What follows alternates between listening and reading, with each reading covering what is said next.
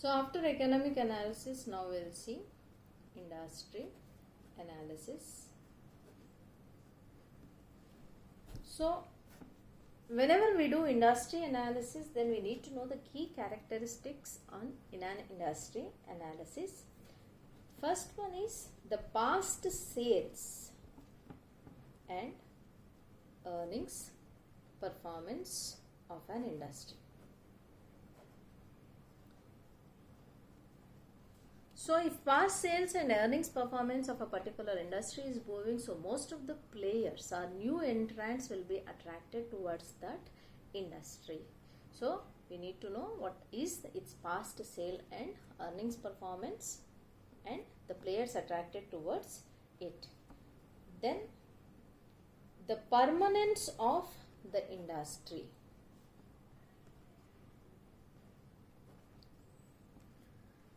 Permanence of the industry indicates how many years it is going to trade in the market. So with changing technology, if we see most of the technology intense industries, they'll come, they'll boom, and immediately they will decline. Why? Because that obsolete technology, when once the technology becomes obsolete, so the industry permanence will not be there. So based upon the permanence of the industry, so if it is permanent in nature, ultimately you can invest in that where you will get some stable returns. Okay. Next, attitude of the government towards that industry.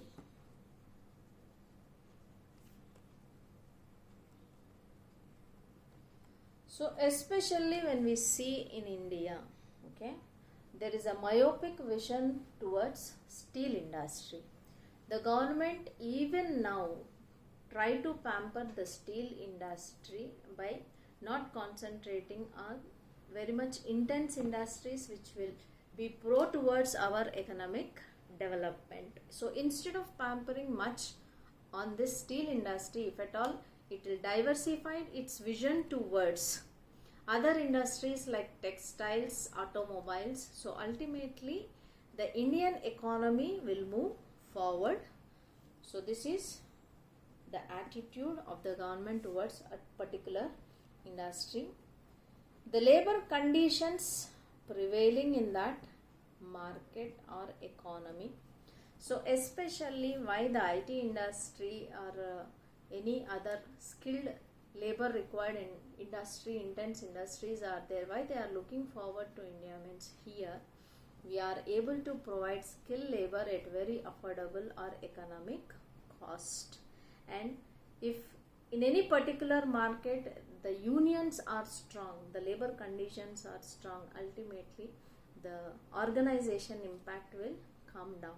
So when the organization wants to invest in any particular economy, they'll see the labor conditions of that particular industry.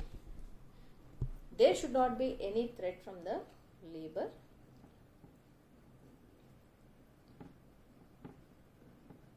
The competitive conditions prevailing in the market, or else we need to do some competitor analysis. Whenever we'll do industry analysis, we'll do simultaneously competitor analysis to know the competitor conditions prevailing in that market by using Michael Porter's FIFO's model.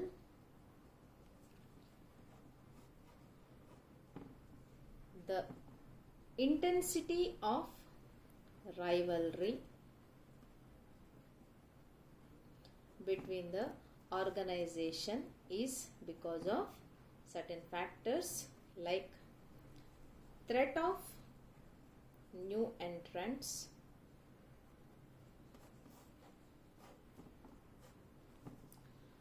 bargaining power of buyer,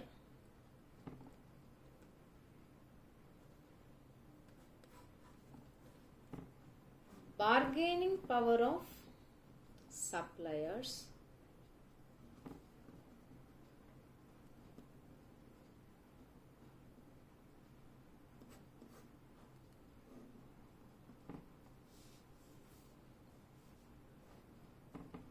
threat of substitutes. So these are the factors which will decide the intensity of rivalry or the competitive rivalry that is existing between the players of a particular industry. So definitely we are supposed to do competitor analysis whenever we'll do industry analysis. This competitor analysis will also speak about the market analysis potential.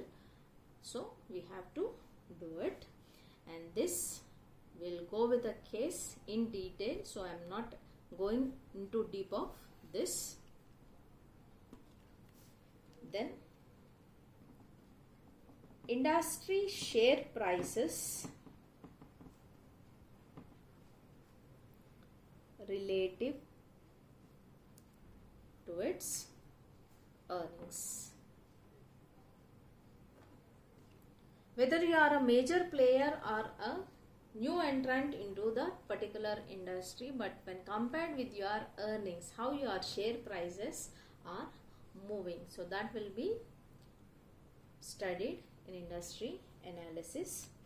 And apart from this, we have to study industry, or we need to know the industry life cycle and the business life cycle where the industry is into. Just like your product life cycle, you have your industry life cycle.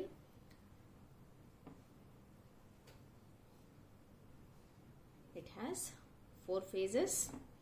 So one is considered as infant phase, embryonic phase, or sunrise industry. Here growth phase, maturity or stabilization phase. This is declining phase. Suppose if you take online industry, cyber media, drug development, biotechnology, entertainment, organic food services, petrochemical industries, they'll fall under the category of infant industries. So in infant industries, what will happen? The growth will be moderate. Most of the investment will go for R&D or boosting up its marketing strategies. Okay, to build up a brand, the infant industries will try to cope up with. And when once and all the infant industries will not enter into growth phase. Who succeed in infancy or embryonic phase, they will enter into the growth phase. And growth phase is one where in financial management we'll study abnormal returns. That abnormal returns are experienced at growth phase.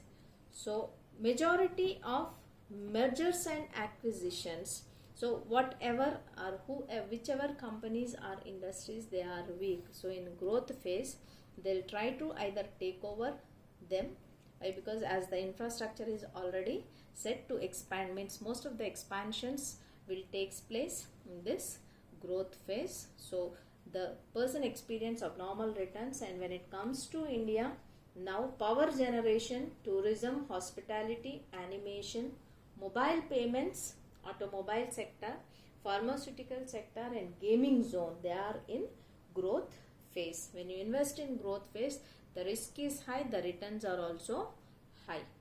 Here the returns are less in infant industry, but risk is high. That's what you have to keep in your mind. And maturity phase. So maturity phase almost stable. Okay, growth will be there, but it's not an abnormal growth. A constant growth phase you will observe in maturity or stabilization phase. So almost all blue chip companies, they either will be in maturity phase or stabilization phase. And almost if you take Cadbury chocolate, it is having more than 100 years of history in moving in that maturity or stabilization phase. Okay, so in India you have manufacturing, textile, steel, oil and gas, BPO, IT and telecom, almost they are in saturation or maturity phase. Then comes declining industries. So declining industries, after experiencing all them, they are entering into a declining phase where the return percentage will be declining, negative. Okay, so mining, tobacco, print, cotton, textile, paper and pulp, metallurgy, including your agriculture, they are in declining phase. So when once you know the phases, then you will try to establish the risk and return that you are going to experience in those phase, and based upon that risk and return factors, you will try to choose to which industry you can apply for. So that's the reason industry life cycle is also very important in industry analysis.